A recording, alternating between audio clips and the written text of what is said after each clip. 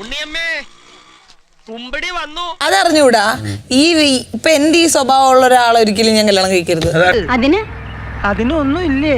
ഇപ്പൊ എന്റെ ഈ സ്വഭാവമുള്ള ഒരാളെ ഒരിക്കലും ഞാൻ കല്യാണം കഴിക്കരുത്. അതോടെ തീർന്ന്. പിന്നെ എന്റെ ഈ ഗുണം അണ്ടർസ്റ്റാൻഡ് ചെയ്യുന്ന എന്റെ ഒരു ഓപ്പോസിറ്റ് ക്യാരക്ടറുള്ള ഓപ്പോസിറ്റ് അട്രാക്ഷൻ സഹിക്കാൻ ഒരാള് വേണം.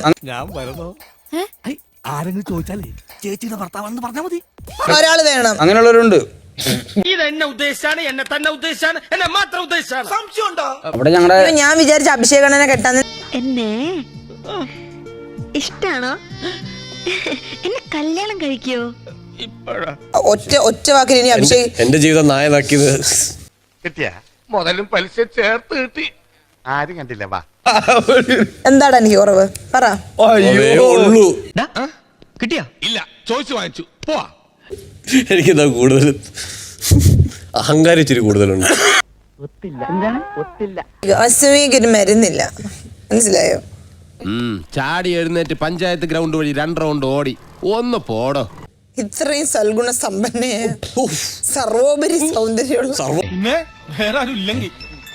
പറയണം മക്കളെ, നിന്നെ കൊണ്ടൊക്കത്തില്ല.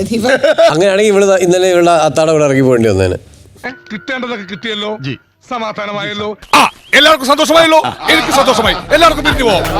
കൺതുറന്ന് കണ്ണിറച്ച് കാണുക മോനെ.